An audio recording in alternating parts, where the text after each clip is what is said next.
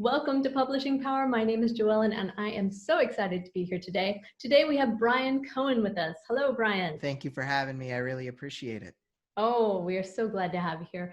I would like for everyone to get to meet you because Bryan is the founder of Amazon Ad School. He has sold over 100,000 copies of his own books, and he also runs something called the Best Page Forward. It's an author copywriting agency. Bryan is an experienced copywriter and best-selling author, so he's got a lot to share with us today. He's written over 2,000 descriptions for authors to date, and he's in the process of coaching authors to learn the craft of copywriting themselves. So you're an author, a coach, a podcaster, you've got everything, and you've got insight on how to optimize and sell more books with Amazon.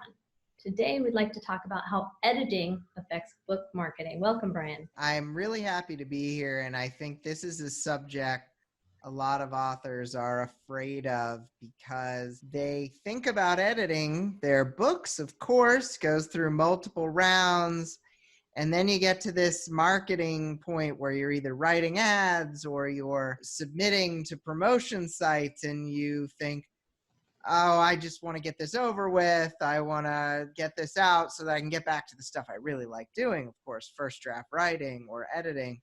But if you give out first draft marketing copy, you're going to have first draft results. And so I'm always happy to help get the second and third and fourth drafts in there as well. On Amazon, which is our main porthole for most of us, it's pretty important to get it right.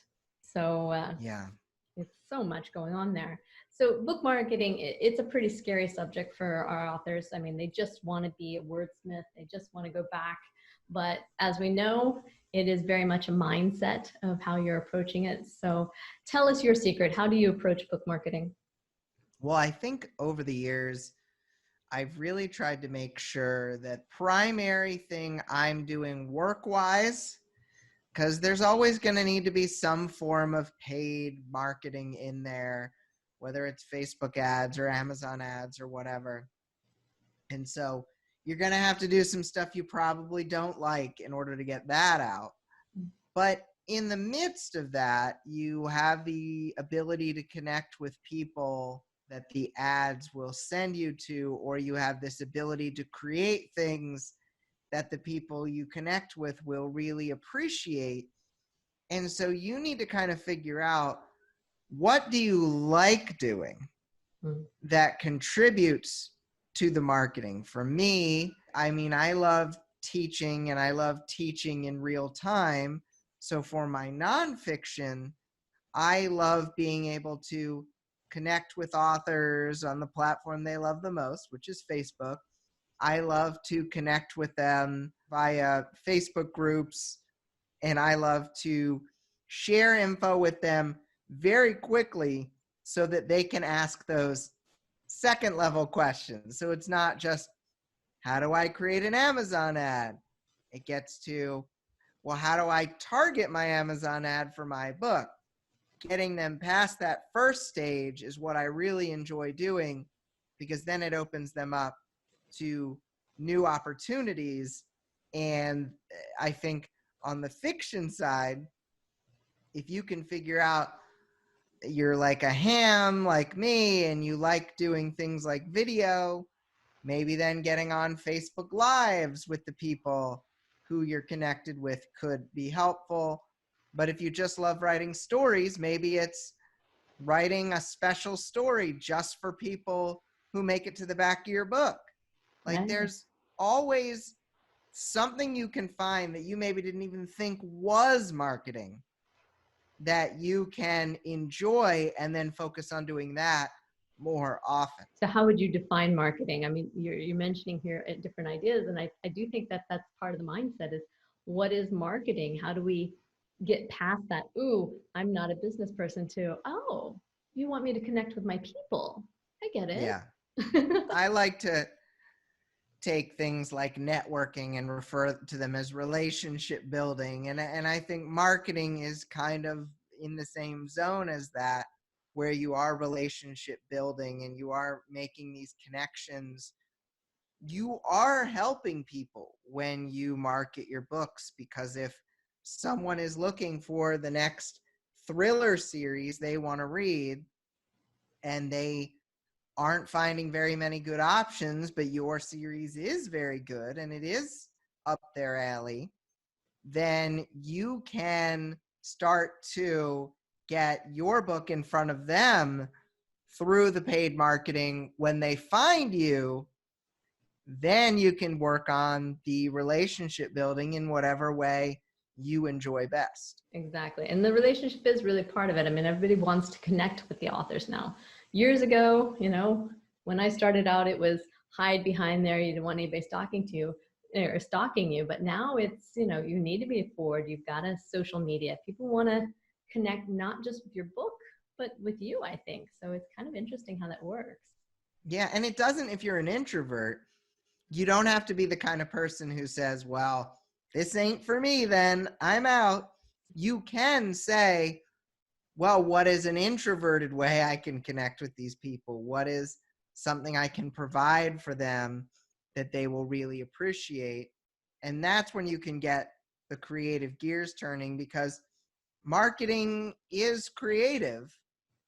And if we treat it like a creative first draft process in our brain, then we can come up with some really interesting ideas. Exactly. So tell me, how does editing play into the book marketing? The interesting thing about editing in connection to the writing of marketing is that you aren't just putting out that first draft marketing copy being the words you use to promote your book.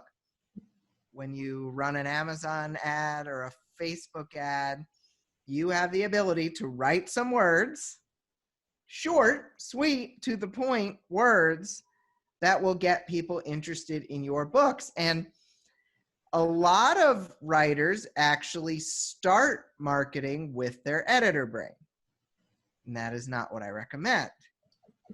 You need to write with your first draft brain, with the creativity out there, coming up with as many different ideas as possible, because, hey, an ad could be 149 characters or less. That's the limit on Amazon ads. And if you just write one and leave it forever, you don't know if that's going to be the best one or something else will be the best one. But if you use first draft brain, come up with 15 to 20 ideas, then you use the editor brain to get the 5 or so best ones in the best shape possible, it really ends up being this microcosm of your book writing process, just with this tiny, tiny paragraph that could end up being the thing that sells your many, many paragraphs on the internet. I mean, don't judge a book by its cover, but the blurb and the little information that's there, the description on the Amazon, that is what gets you in the door. So it's very important. People will judge that. Oh, absolutely. Absolutely. And make sure it's done right. So what are some steps that you suggest we can do today to improve our editing and the book marketing process? Well, I think a lot of this is just like if you're on your 7th book, it's better than your 6th book. It's better than your 5th book.